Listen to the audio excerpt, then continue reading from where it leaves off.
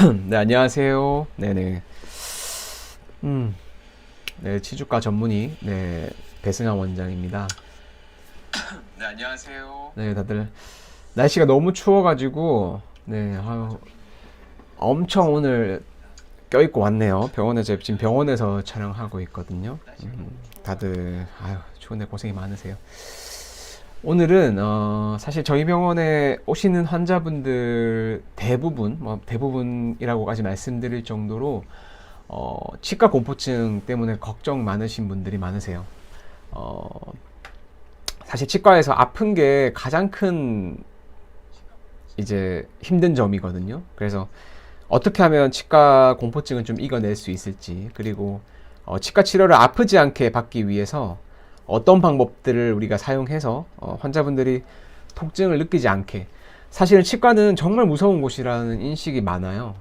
사실 저도 치과 치료를 받아봤고 받았을 때 아팠던 기억이 또 나고, 그래서 사실 제가 치과 치료를 받을 때 아프지 않게 치료를 정말 많이 해주고 싶다는 생각을 많이 했고, 제가 병원을 개업하고 진료를 할 때도 어떻게 하면 아프지 않게, 그리고 환자분들이 의사 선생님께 어떻게 말씀을 드려야 또 아프지 않은 치료를 위해서 서로 의논을 할 수 있는지. 그래서 오늘은 아프지 않은 방법, 그리고 치과 공포증을 어떻게 우리가 이겨낼 수 있을지에 대해서 제가 한번 말씀을 좀 드려볼까 합니다.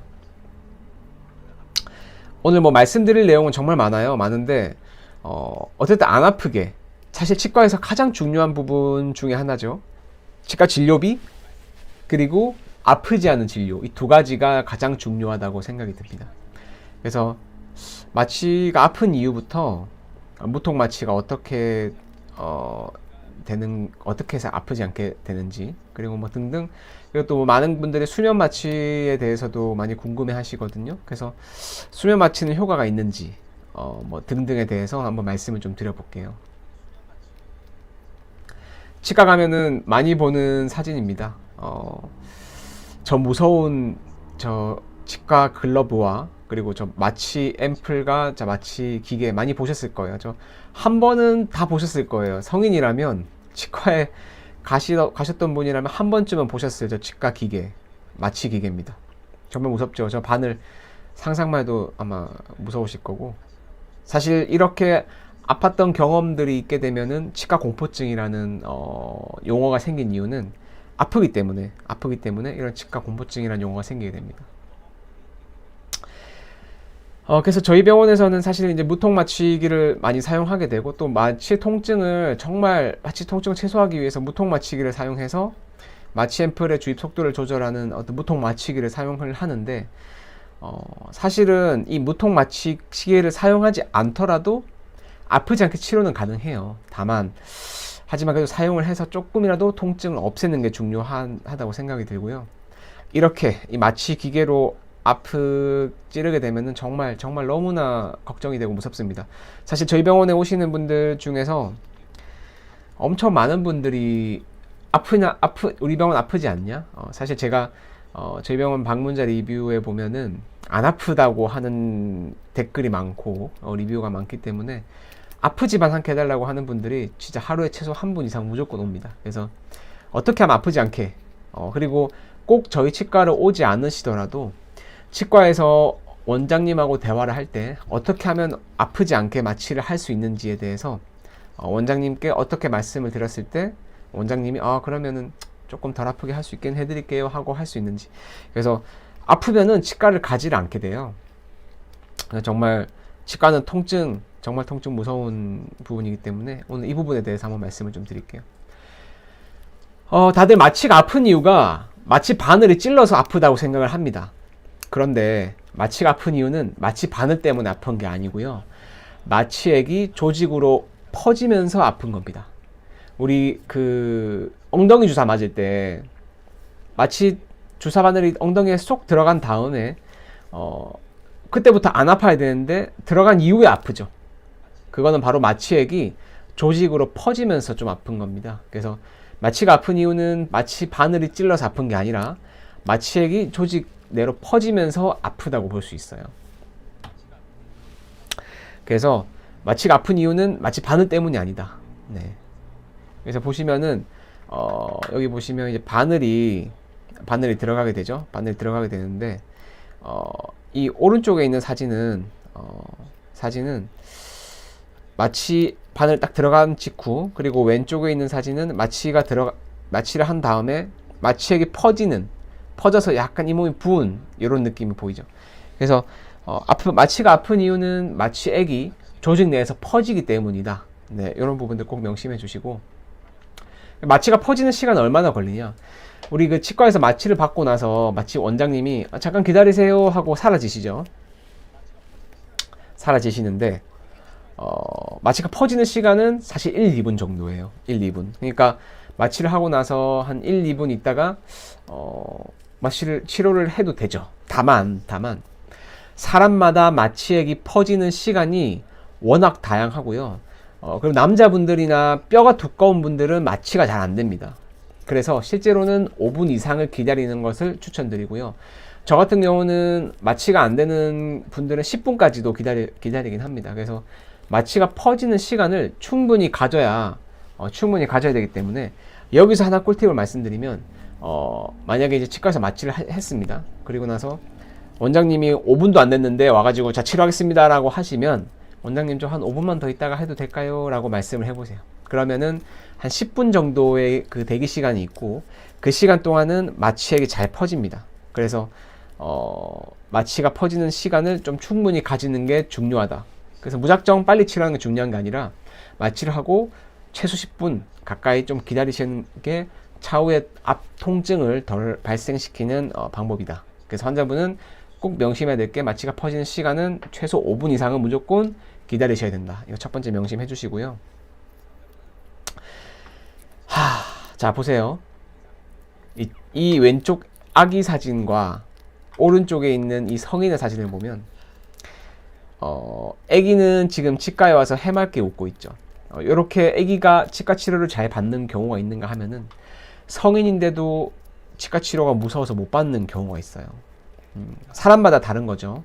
근데 아기가 이렇게 치과 치료를 잘 받기도 하지만, 성인은 다 크고 이제 무서운 게 없을 것 같지만 엄청 무서워하는 경우가 있어요. 이 차이가 뭘까요, 과연? 이 차이가 뭐냐면, 가장 중요한 부분인데요. 이게 치과 공포증이 생기는 이유는 세 가지가 있습니다. 세 가지. 첫 번째는 치과에서 아팠던 경험. 사실 치과에 가서 마취를 하거나 마취를 하지 않고 치과 치료를 받을 때 아팠던 분들 많으실 거예요. 그 아팠던 경험이 머릿속에 뇌리에 각인이 되어 있기 때문에 치과 치료를 받을 때 되게 긴장을 많이 하고 아프다고 느끼는 겁니다. 당연히 내가 아팠기 때문에 또 아프겠거니 하고 생각을 하는 거죠.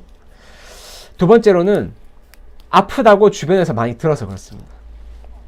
자, 치과 가서 내 임플란트 심었는데 너무 아팠다. 혹은 어떤 분들은 나 치과 치료 받았는데 하나도 안 아프더라. 나 자다 왔다. 나 치과에서 수술할 때 자다 왔다. 이렇게 하는 분들이 있죠. 주변에서 이렇게 아프다고 하는 분들의 이야기를 들으면 괜시리 겁이 나죠. 진짜 치과가 아픈가?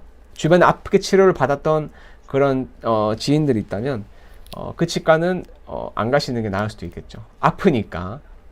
하지만 안 아프다고 했던 치과는 가게 됩니다. 중요한 거는 그렇게 주변에서 들었기 때문에 치과는 안 가게 되는 거죠. 그리고 또 하나가 있어요. 어릴 때 치과 가면은 주사 맞는다고 어머니 아버지들이 겁을 많이 줍니다. 치과 가면 주사 맞는다고. 어머니가 어떻게 말씀드리냐면 애들한테, 너 양치 제대로 안 해서 이가 썩으면 나중에 치과 가서 무서운 주사 바늘 맞는다. 이렇게 어머니들 문제가 있어요. 치과는 아픈 곳이 아니라는 인식을 애기들한테 줘야 됩니다. 실제로 충치가 생겼을 때 애기들이 치과 가서 엄마가 이거 치과 가면 주사 바늘 무서운 거 맞는다고 하는데 나도 가서 아프면 어떡하지? 이렇게 생각을 하거든요. 그러니까 애기들이 치료를 받지도 않았는데 벌써부터 지레 겁부터 먹는 거예요. 이해하시겠죠? 그래서 어머니 아버지 때문이다. 아프다고 애기들한테 말하면 안 돼요. 너 양치 안 해서 충치 생기면 치과 가서 주사 맞는다. 이렇게 말을 하면 안 돼요. 치과는 얼마든지 갈 수 있는 곳이라는 인식을 애기들한테 줘야 되고, 아팠던 경험이 있으면 어쩔 수 없지만 아팠던 적이 없을 경우에는 그렇게 겁을 주면 안 됩니다. 그럼 애기들이 치과를 가질 않아요. 그래서 치과 공포증이 생기는 겁니다. 이해하시겠죠? 그래서 부모님들의 역할도 크다. 이 처음 치과 치료를 받았던 경험이 정말 중요합니다. 처음 치료를 받았던 경험이 중요하고, 아팠던 경험이 있으면 치과를 가기 꺼려지죠. 그럼 어떻게 되냐? 치과를 안 가게 됩니다. 치과를 안 가면 구강관리가 더 안 되겠죠. 아니, 내가 아프니까 무서우니까 치과를 안 가게 되고, 치과를 안 가니까 또 더 구강관리가 안 돼서 더 많이 썩고 문제가 생기는 겁니다. 그러면은 치과 가서 더 큰 치료, 더 아픈 치료를 받을 수밖에 없게 되고, 그렇게 되면 점점 치과 비용도 올라가고, 치과를 치료를 받을 때 신경이라든지 잇몸 뼈를 건드리기 때문에 통증 또한 상승하게 되는 거죠.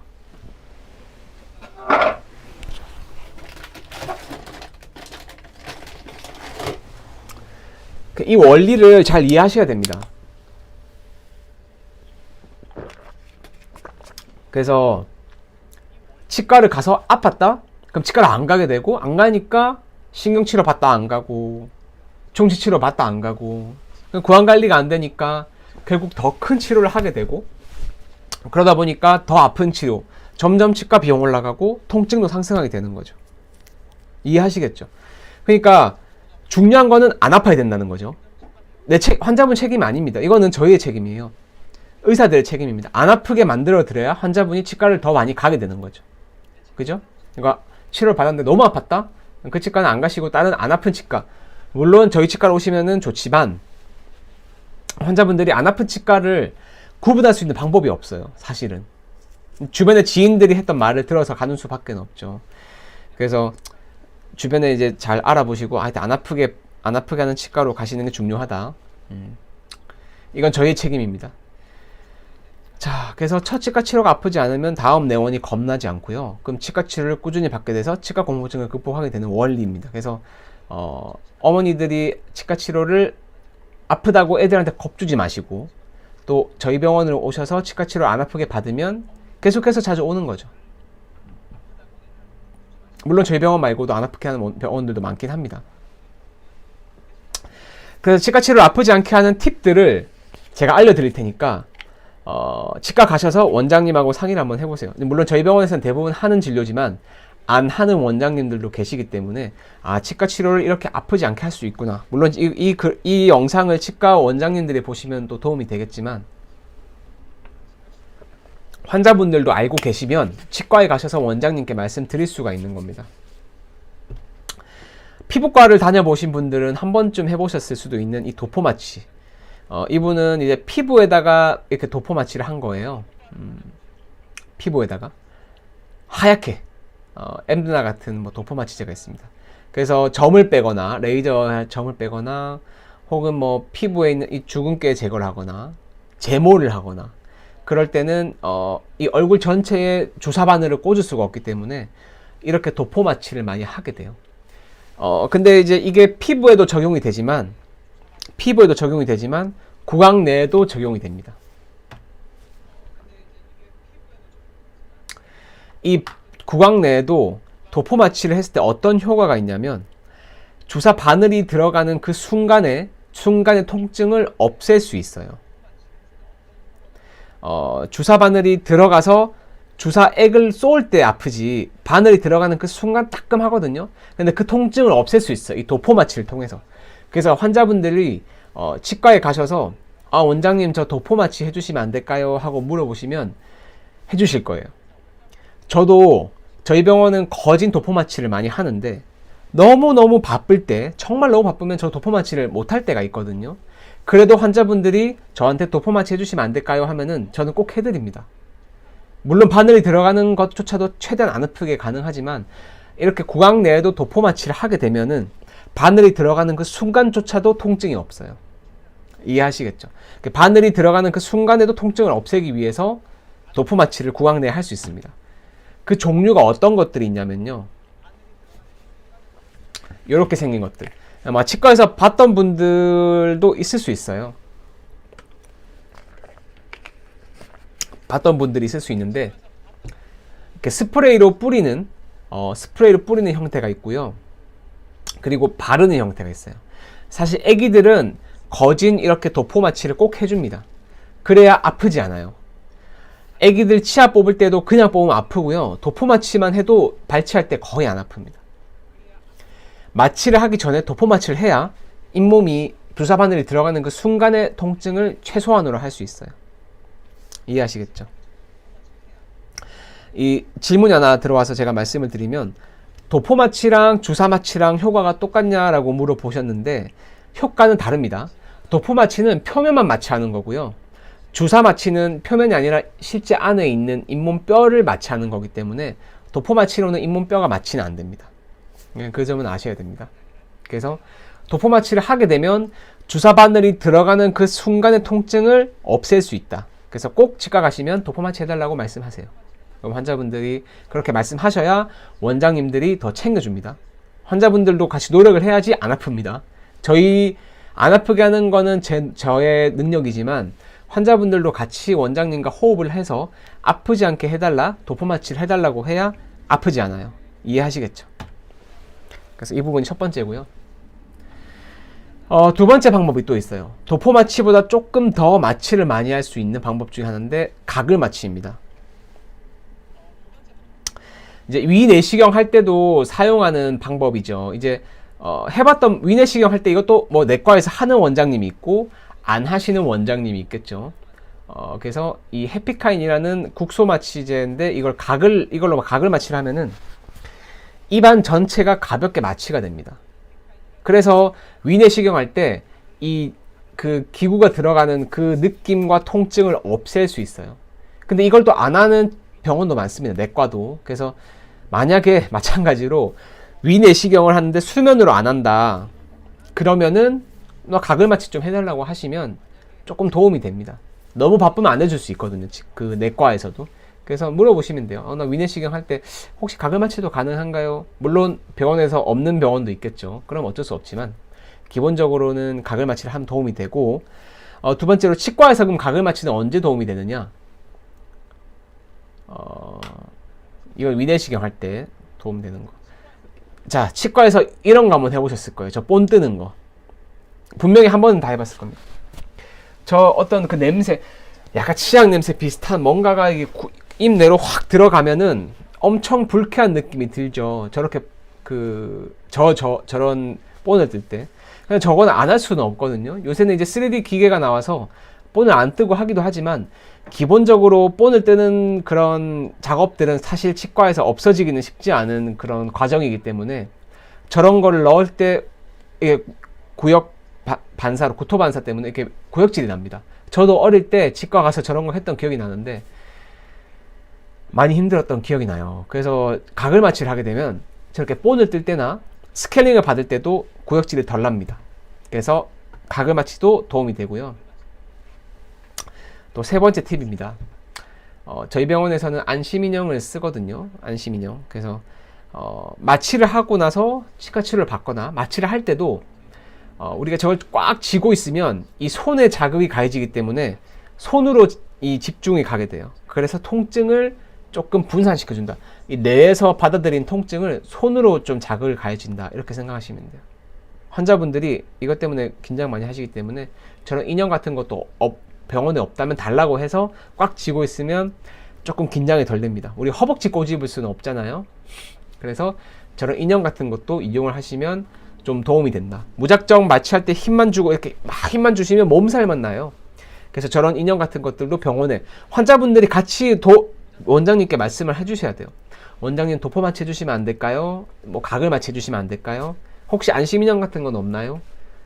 물어보면은 환자들이 병원에서 바쁘다 보면 그런 걸 못 챙겨줄 수 있거든요. 그래서 환자분들이 먼저 또 같이 이런 것 좀 같이 해서 안 아프게 하면 안 될까요? 이렇게 말씀을 해주셔야 돼요. 인형이 우리가 인형 자체가 여기를 아프게 하는 게 아니라 여기만 집중을 가해지면 100만큼 아픈 거를 손가락에 힘을 딱 줌으로써 이쪽에 30 정도의 집중을 가하고 여기 70 정도를 느끼는 겁니다. 이해하시겠죠? 그래서 인형도 꼭 쥐면 도움이 된다. 이건 실제로 도움이 됩니다. 같은 원리가 뭐냐? 저희가 치과에서 마취를 할 때 이렇게 볼을 막 흔드는 경우 있을 거예요. 볼을 이렇게 마취할 때 이렇게 막 흔드는 경우가 있어요. 원장님들이. 이렇게 막 흔들어요. 그러면 이 흔드는 데 집중을 가하기 때문에 마치 바늘이 들어갈 때 환자분들이 바늘이 들어갔는지 모르는 경우가 있어요. 물론 원장님께 볼 흔들어 주세요 이렇게 말씀드릴 수는 없죠. 이 부분까지는 환자분들이 뭐 그래도 말씀드리면은 이렇게 해주시는 원장님들도 있습니다. 환자분들이 같이 노력을 해줘야 된다. 마찬가지 원리인 게 바로 우리 엉덩이 주사 맞을 때 엉덩이 때리면서 주사판을 딱 들어가죠. 그러면 엉덩이에 주사바늘 꽂기 전에 손바닥으로 엉덩이를 맞았을 때 그 순간 맞는데 통증이 가해지기 때문에 주사바늘이 들어가는 느낌 못 받을 수 있는 거예요. 엉덩이 손으로 때리는 그 순간 엉덩이가 손바닥으로 맞는 느낌 때문에 주사바늘이 들어갈 때 못 느끼는 거죠. 이해하시겠죠? 그게 바로 자극을 분산시키는 효과입니다. 그래서 이런 것들을 치과에서 할 수 있는 방법은 아까 말씀드린 안심인형 같은 것들을 이용하는 방법들이에요. 그래서 그런 것들을 환자분들이 같이 호흡을 해주셔서 병원에 요구를 해야 조금 더 잘 받을 수 있습니다. 치과 치료를 안 아프게. 그리고 저 내과 엉덩이 주사는 바늘이 이만큼 두꺼워요. 치과 바늘은 엄청 얇거든요. 그래서 사실 그렇게 안 아프게 할 수 있어요. 치과 마취는 진짜 안 아프게 할 수 있는데 너무 바쁘면 주사 바늘 확 꽂으면 아픈 거죠. 그래서 저는 정말 아프지 않게 하기 위한 데 노력을 진짜 많이 쏟기 때문에 사실 병원 진료를 할 때 거의 쉬지를 못해요. 마취를 천천히 하거든요. 저는 천천히 안 아프기 때문에. 그래서 원장님께 마취를 받을 때 안 아프게 해주세요도 말씀드리지만 마취 천천히 해주세요 이렇게 하면은 실제로 천천히 할 수밖에 없기 때문에 통증이 덜합니다. 이런 디테일한 것들을 좀 기억을 해주셔야 돼요. 근데 이게 다냐? 그렇지 않죠. 또 더 많은 방법들이 있습니다.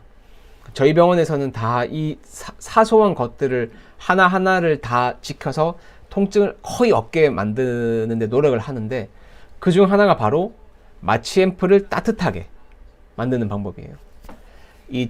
우리 주사 한 번쯤 경험하셨을 텐데 주사 바늘이 잇몸에 들어가고 잇몸뿐만 아니라 어떤 주사 바늘이 몸에 들어갔을 때 주사를 딱 쐈을 때 뭔가 찬 느낌을 받은 적 있을 거예요. 차다? 그러니까 뭐 이렇게 싸한 느낌. 마치 애기 몸으로 조직으로 들어올 때 뭔가 이렇게 차면서 불쾌한 느낌. 그런 느낌 한 번쯤 받아보셨을 거예요. 그런 느낌을 없애기 위해서 이런 따뜻한 앰플을 사용합니다. 그래서 이것도 마찬가지로 환자분들이 원장님께 말씀을 드리면 더 도움은 돼요. 원장님 그 마취액을 따뜻하게 해서 저한테 주사해 주세요. 사실 이렇게까지 말씀하시는 분들은 없죠. 뭐 다만 근데 병원에서 자체적으로 알아서 이런 따뜻한 앰플을 쓰면은 주사액의 조직이 들어올 때 통증을 덜 느끼게 돼요. 이제 이런 부분들은 사실 저희가 할 부분인데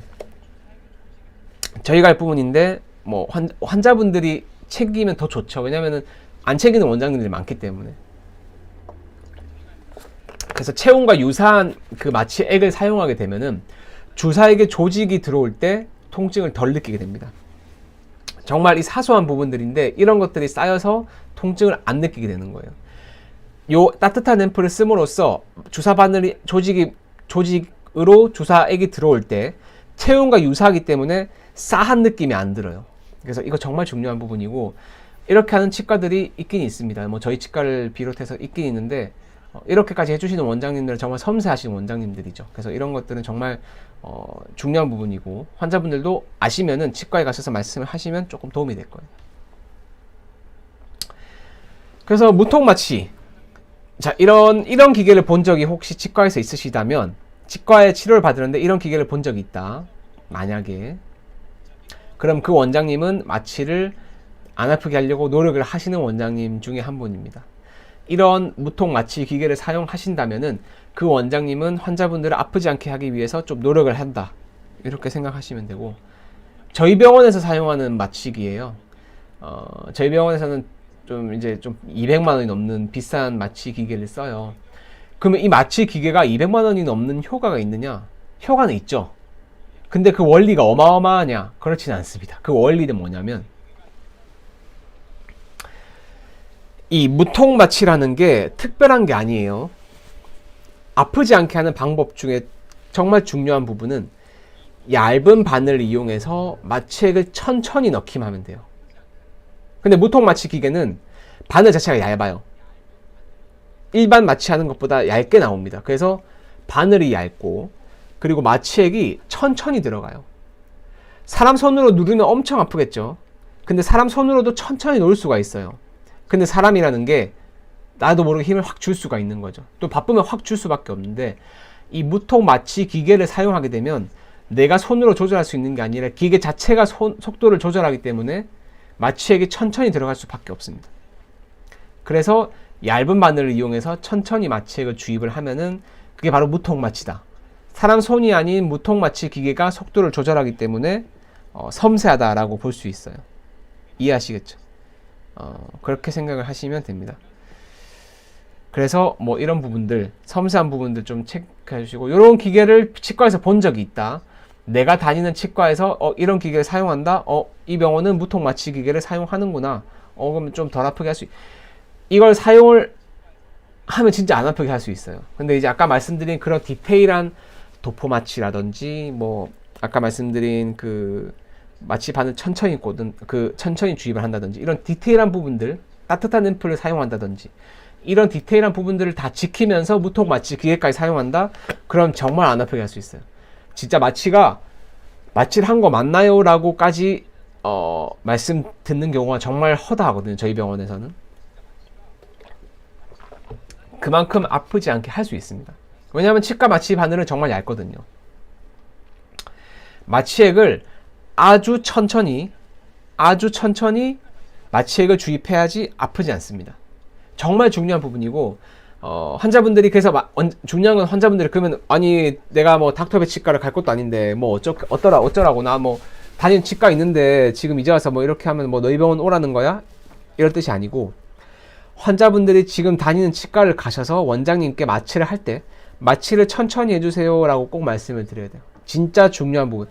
이렇게만 말씀드려도 마취 아픈 통증은 절반 이하로 줄어들 수 있어요. 원장님도 신경을 쓰겠죠. 사람인데 신경 쓸 거 아닙니까? 아프지 않게 해달라. 아프지 않게 해달라는 것보다 마취를 천천히 해달라고 말씀을 하시면 돼요. 이게 명심할 부분입니다. 자, 이게 오늘 슬라이드 중에 가장 중요한 부분이에요. 마취 직전에 원장님께 꼭 안 아프게 놔주세요가 아니라 안 아프게 천천히 놔주세요. 이렇게 안 아프게 천천히 놔주세요. 이 말만 하시면 치과에서 원장님이 아픈 마취를 아무리 아프게 하고 싶어도 어느 정도 한계점이 있고 100만큼 아픈 게 50으로 줄어들 겁니다. 그래서 요것만, 원장님들이 안 아프게 하는 거 모르는 분은 없어요. 모르는 사람도 있겠죠. 뭐 공부를 안 하거나 정말 연차가 낮거나 경험이 없는 원장님들은 그럴 수 있겠지만, 기본적으로 원장님들이 마취를 아프지 않게 하는 방법들은 대부분 다 아십니다. 그렇게 하지 않으실 뿐이지. 그래서 이런 부분들 꼭 지켜주셔야 돼요. 안 아프게 천천히 놔주세요. 이런 말을 꼭 치과에서 하셔야 됩니다. 자, 그러면 수면 마취에 대해서 한번 제가 말씀드려 볼게요. 치과 수면 마취를 원하는 분들 정말 많아요. 저희 병원에 오셔도 수면 마취 있나요? 뭐 잠자면서 치과 치료 받을 수 있나요? 많이 물어봅니다. 저는요, 물론 수면 마취에 대해서 부정적인 생각을 갖고 있지는 않은데요. 수면 마취를 안 해도 아프지 않게 치과 치료를 받을 수 있기 때문에 수면 마취를 저는 하지 않습니다. 수면 마취 안 해도 안 아프게 할 수 있는데 왜 하려고 수면 마취를 해요? 실제로 안 아픈데. 우리가 치과 치료를, 우리가 성형 수술을 하거나 무슨 뭐 치질 수술을 하거나 머리를 심거나 뭐 어떤 뭐 수술을 해요. 그러면 전신 마취를 하거나 수면 마취를 해서 한 번에 끝내죠. 그런 수술은 한 번만 받으면 되는 수술이에요. 우리 위내시경을 뭐 매주 가서 받나요? 그렇진 않잖아요. 위내시경을 우리가 뭐 나 다음 주에 위내시경 하러 가, 그럼 위내시경 하고 나서 그 다음 주에 또 위내시경 하러 오세요, 이러진 않잖아요. 치과 치료는 한 번만 받고 끝나는 경우가 정말 거의 없습니다. 한 번만 받고 끝나는 그런 치료들은 아프지 않은 치료들이에요, 대부분. 근데 치과 치료는 거진 못해도 3-4번 이상은 무조건 가야 되는 치료가 대부분이기 때문에 저는 수면 마취는 정말 추천드리지 않습니다. 할 때마다 잘 거예요. 그리고 되게 위험해요, 사실. 이게 왜냐면 이렇게 잠을 자는 상태로 이렇게 식도랑 연결이 되어 있기 때문에 치과 기구를 삼키게 됐을 때 사람은 자고 있기 때문에 되게 위험한 상황이 생길 수 있어요. 저는 그래서 안 아프게 하는 데 집중을 하지 수면 마취를 환자분께 권유해 드리진 않습니다. 사람 치아는 28개고요. 환자분들 뭐 28개 치료할 때마다 수면 마취 하실 건가요? 신경 치료도 안 아프게 받을 수 있는데 뭐 하려고 수면 마취를 해요? 임플란트를 처음부터 끝까지 다 심는다. 그런 경우에는 이해는 할 수 있지만 저는 그런 경우에도 수면 마취를 권유해 드리진 않습니다. 치과 공포증은 이겨낼 수 있고요. 안 아픈 치과 치료를 받으면 돼요. 네. 그래서 중요한 거는 그런 부분들. 네. 그래서 뭐 일단은 질문을 몇 개만 받고 말씀드릴게요. 민미님이 물어보셨는데 궁금한 게 큐레이라고 하는 진단 장비가 필수인가요? 하셨어요. 큐레이가 없어도 크랙, 충치 등을 모두 진단할 수 있는데 왜 필요한지 모르겠다라고 하셨는데 충치 진단도 그렇고 크랙, 즉 금이 가는 것도 그렇고 큐레이를 있으면 도움을 받을 수 있어요. 오늘은 제가 큐레이라는 그 진단 장비에 대해서 말씀드리는 시간은 아니지만 그런 그 장비들을 이용해서 조금 내가 눈으로 사람 눈도 그 실수를 할 수 있거든요. 잠깐 질문 좀 받고 넘어갈게요. 사람도 실수를 할 수 있기 때문에 큐레이는 장비를 이용하면 조금 더 충치 같은 거를 이렇게 진단할 때 도우면 돼요. 그리고 크랙 라인도 큐레이를 찍으면 조금 더 잘 보이고요. 그래서 큐레이는 제가 다음번에 한번 시간 될 때 설명을 좀 드릴게요. 그리고 무통 마취를 하는 병원이 맞나요? 라고 하셨는데 물론 저희 병원은 무통 마취 기계를 사용해서 주사를 놓긴 하는데요. 하는 병원도 있고 안 하는 병원도 있겠죠. 물론 어떤 병원을 가시느냐는 환자분들의 선택이지만 만약에 뭐 무통 마취를 하는 병원이 있다면은 뭐 아프지 않게 받는데 가는 게 뭐 도움은 될 것 같고요. 그리고 꼭 없더라도 안 아프게 할 수는 있어요. 정말 원장님 섬세하게 천천히 하시면 할 수는 있어요. 그래서 원장님께 안 아프게 천천히 안 하려고 말씀드리는 거예요. 이해하시겠죠? 그리고 수면 마취보다는 무통 마취 S님이 물어보셨는데 수면 마취보다는 무통 마취를 하는 게 좋은 건가요? 하고 물어보셨는데 그럼요. 치과 치료를 할 때 수면 마취를 하는 게 제가 그걸 부정적으로 생각하는 건 아니지만 치아가 너무 많기 때문에 항상 할 때마다 수면 마취를 할 수가 없습니다. 그래서 이겨내실 수 있어요. 저희 병원은 다 이겨낼 수 있게 제가 만들어 드려요. 찌니찌니님이 물어보셨는데 도포 마취하는 병원은 거의 못 봤는데 요청하면 대부분 해주시나요? 라고 물어보셨는데 그럼요. 사실 수면 마취를 도포 마취를 안 해도 거의 안 아프게 할 수 있기 때문에 안 하는 병원이 많은데 너무 겁이 난다. 나는 마취 주사 바늘이 들어가는 그 순간조차도 너무 겁이 난다. 그러면 도포 마취를 해달라고 말씀을 하세요. 그러면은 치과에서 도포 마취를 좀 해주실 거예요. 그러면은 주사 바늘이 들어가는 그 순간 통증이 좀 덜 합니다. 정경희 님이 물어보셨는데 신경치료를 마친 후에 크라운 씌우기 전에 씹을 때 조심해야 한다던데 맞습니까? 라고 물어보셨는데 맞습니다. 예. 신경치료하고 나서 씹을 때 조심해야 됩니다. 신경치료하고 나면은 이가 좀 작아져 있는 상태다 보니까 힘을 받았을 때 깨질 수가 있어요. 그래서 조금 조심하시는 게 좋습니다. 지니님이 물어보셨는데 스케일링 할 때도 마취하고 해도 되나요? 물어보셨는데 그럼요. 스케일링도 마찬가지로 각을 마취를 하고 스케일링을 받으면 통증이 훨씬 줄어듭니다. 스케일링도 아프죠. 스케일링도 아프기 때문에 스케일링도 각을 마취를 하고 하면 조금 통증이 덜 합니다. 그래서 무조건 마취를 하시면 안 되고 환자분이 미리 의사 원장님께 말씀을 하세요. 이거 스케일링 할 때도 마취 좀 하면 안 될까요? 뭐 이렇게. 그리고 미님이 무서움의 치료를 미루는 중이다. 그래서 이런 분들 때문에 제가 오늘 이렇게 강의를 하는 거예요. 무섭다고 치과를 안 가면 더 크게 치료를 받을 수가 있습니다. 이해하시겠죠? 그래서 미리 치과 마취를 안 아프게 하는 병원을 잘 찾아가고 저희 병원에 오셔도 되고요.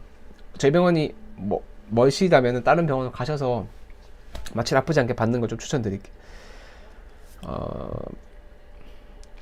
그리고 치과 마취가 오랫동안 안 풀리기도 한다. 마취를 빨리 풀릴 수 있게 하는 방법은 없나요? 하셨는데 그런 방법은 따로 쓰지 마시고요. 기다리시면 됩니다. 마취를 빨리 풀리게 하는 방법은 뭐 따뜻한 찜질을 하면 좀 빨리 풀릴 수 있는데 염증이 곪을 수 있기 때문에 그런 행위는 안 하시는 게 좋고요. 루시퍼님이 물어보셨는데 치아 한쪽 뿌리면에 충치가 있는데 발치를 해야 될까요? 라고 물어보셨는데 충치의 크기에 따라서 발치를 할지 말지는 정하시면 됩니다. 그래서 무조건 발치해야 되는 건 아니겠죠. 충치 때문에. 그리고 도포마취는 어떤 게 덜 아픈가요? 라고 하셨는데 도포마취는 다 비슷해요. 저는 허리케인이라는 제품을 좀 씁니다. 그래서 어떤 제품을 쓰느냐가 중요한 게 아니라 도포마취 하는 것 자체만으로도 바늘이 들어갈 때 통증을 좀 줄여주긴 하거든요. 민미님이 물어보셨는데 마취 무통 주사를 요청했는데 원장님이 필요 없다고 했다. 마취 무통 주사 없이도 원장님 손으로 섬세하게 하면은 거의 안 아프게 할 수 있어요. 있으면 도움은 되겠죠. 왜냐면 무통 마취 주사 기계는 일정 속도로 아주 천천히 주사 바늘이 들어가게 하기 때문에 도움이 되는 겁니다. 중국 부자님이 물어보셨는데 임플란트 하고 있다. 근데 아랫 어금니에 5개를 했는데 한 번에 해도 되냐? 임플란트는 한 번에 10개도 심을 수 있어요. 그래서 뭐 수술을 한꺼번에 많이 하는 것 자체는 문제가 되지는 않습니다. 정경희님이 마취는 2시간 지나면 없어져요 라고 하셨어요. 그쵸, 마취는 제가 이따가 말씀드릴 건데 오래 가면 7시간, 8시간 가는 경우도 있어요. 미님이 물어보셨는데 어금니 일부분이 부서져 나가고 뿌리가 아주 조금만 남아도 뽑을 수 있나요? 라고 물어보셨는데 그럼요. 뿌리가 조금 남으면 뽑기 편하죠. 뿌리가 얼마 안 되니까. 아니, 그런 걱정 안 하셔도 됩니다. 제가 일단은 마저 조금 하고 설명을 조금 마저 드릴게요. 그래서 중요한 부분 한 번 더 말씀드리고 넘어갈게요. 이 PPT 요 부분만 보셔도 도움이 될 거예요. 마취 직전에 원장님께 꼭 말씀하세요. 안 아프게 천천히 놔주세요. 이건 정말 중요하니까 제가 한 번 더 말씀드렸고, 수면 마취는 추천드리지 않는다. 저는 그래요. 그리고 마취 풀리는데 걸린 시간이 얼마나 걸리냐라고 많이 물어보세요. 침륜 마취는요 보통은 한 1시간에서 3시간 정도 됩니다.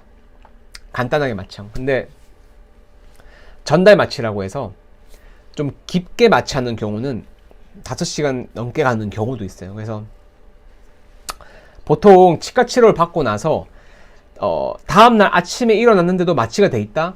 그러면은 치과에 빨리 가보시는 게 좋습니다. 그럼 신경이 손상받았을 수 있기 때문에.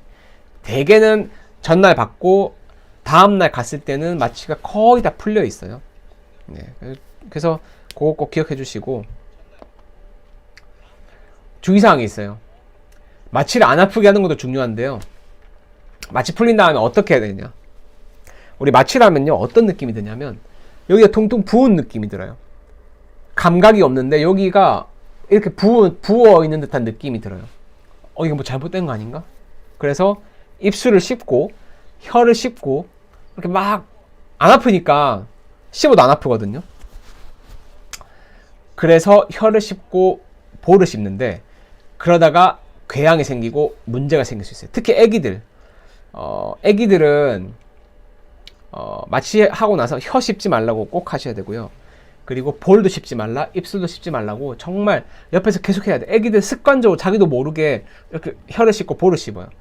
비단 애기뿐만 아니라 나이가 많으신 분들도 마찬가지고, 마취를 많이 안 해보신 분들은 하고 나서 계속 이렇게 꼬집고 깨물고 하는 습관들이 있는데 그렇게 하시다 보면은 문제가 생깁니다.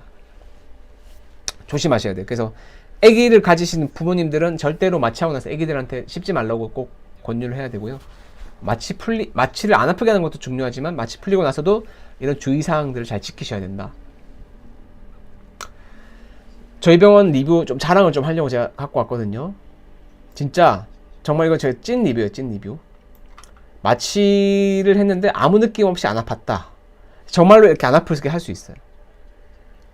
잠깐 자랑을 한 거고요. 그리고 마취를 안 아프게만 하면 그때부터 계속 안 아파요. 왜냐? 마취가 안 아프면 처음부터 안 아프기 때문에 치료받을 때도 안 아프고, 처음부터 끝까지 긴장을 안 하니까 온몸에 힘이 들어가지 않아요. 그게 중요합니다. 처음부터 끝까지 안 아파야 된다. 잠깐 자랑을 좀 했고요. 자, 이제 넘어가서 그렇다면 환자분들이 어떻게 해야 되느냐? 사실 오늘 제가 말씀드리고 싶은 부분은 안 아프게 마취하는 것도 중요하죠. 그런 내용들은 제가 앞에서 정말 많이 말씀을 드렸고, 아프다고 치과에 안 가시게 되면은 나중에 돈이 진짜 엄청 많이 들어요. 보통 검진하는 비용이 우리가 10,000원이라 잡고요. 검진만 하게 되면은 뭐 얼마 안 들죠. 근데 우리 레진이라는 치료 해보셨을 거예요. 레진 보통 하면은 5만원부터 10만원까지 들어요. 그러면 뭐 검진 비용보다 10배 다 비싸죠. 일레이라는 치료도 해보셨을 수 있는데, 그렇게 하면은 거진 뭐 2-30만원 합니다. 그러면 뭐 비용이 뭐 20배, 30배 되는 거죠. 크라운이라도 씌우게 됐다? 크라운은 보통 한 4-50만원 하죠. 비싸면 60만원까지도 하고. 그러면은 검진 비용이 60배가 들어요. 그러니까 치과 치료는 크라운을 하게 되면 이를 많이 깎아야 되고 치료를 많이 해야 되기 때문에 미리미리 검진을 하고 치료를 받으셔야 돼요. 충치 치료를 늦을수록 비용과 시간이 많이 듭니다. 그렇게 환자분들이 이렇게 충치 치료를 많이 해주시니까 제가 먹고 살긴 하죠. 덕분에 감사한데, 사실은 저는 충치를 많이 이렇게 심해서 오면은 제가 마음이 아파요. 저는 정말 거짓말이 아니고 저희 치과 오셔서 치료할 게 거의 없다? 제가 더 기분이 좋습니다. 정말 이거 저 진심이에요, 진심. 치료할 게 너무 많고 구강 상태가 안 좋다? 저도 안타깝고, 정말 이 환자분의 그 상황이 공감이 되면서 정말 저도 이게 좀 마음이 진짜 좋지가 않아요. 이제 그러다가 임플란트까지 하게 되죠. 네 번째 충치 4단계.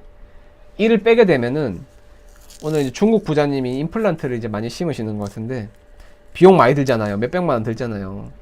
임플란트 하나에 요새 이제 비용 저렴한 데야 한 7-80 하는 데도 있지만, 그래도 정품으로 제대로 하는 분들은 다 100만원 이상 받으시는 분들이 많으시거든요.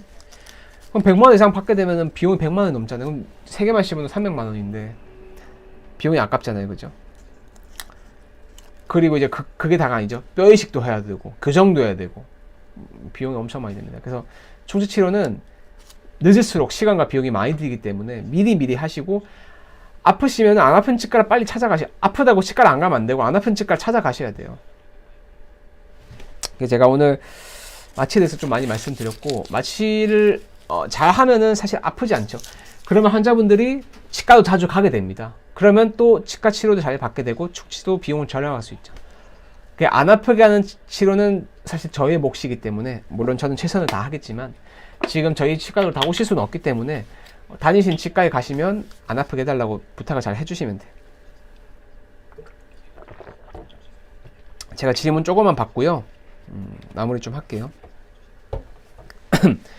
위에 어금니 임플란트는 꼭 뼈이식을 해야 되나요? 상악동 거상술 뼈이식 후에 마취풀 통증은 어떤가?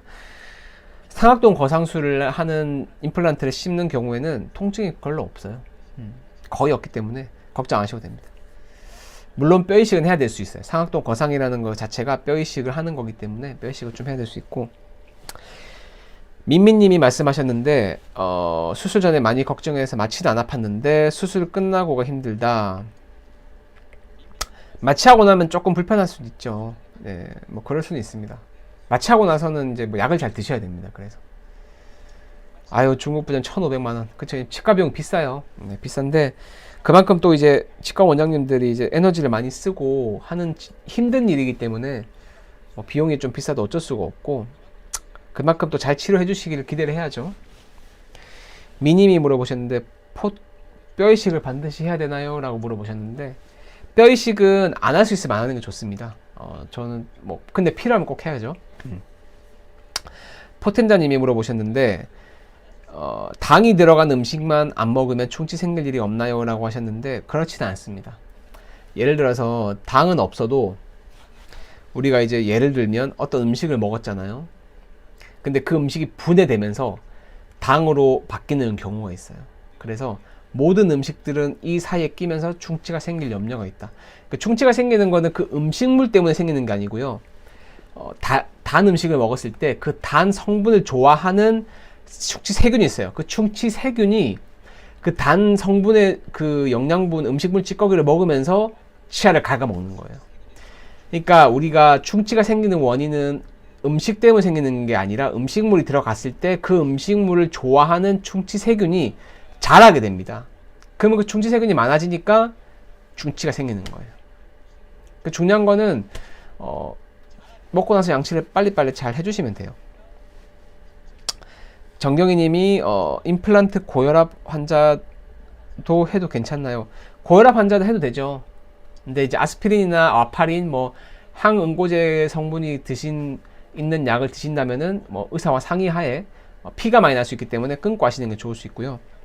현영님이 물어보셨는데 골다공증이 있으면 반드시 잇몸뼈가 약해지나요? 라고 하셨는데 골다공증 자체가 잇몸뼈를 막 엄청 약하게 하진 않는데 골다공증 주사나 약을 먹으면 임플란트나 이를 뺐을 때 부작용이 생길 수 있어요. 그런 것들은 골다공증의 약의 부작용이고 골다공증 자체가 뭐 임플란트를 못하게 하거나 이러진 않습니다.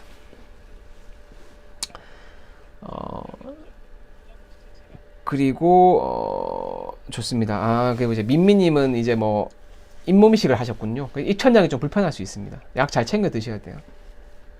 그래도 잇몸 이식이라는 수술을 하신다는 원장님은 그래도 원장님이 열심히 하시고 아마 좀 섬세하신 원장님일 거예요. 박명규님이 치경모 마모증은 반드시 치료해야 되나요? 라고 하셨는데 하는 게 좋습니다. 안 하면 이가 패여서 나중에 신경치료까지가 될 수 있어요.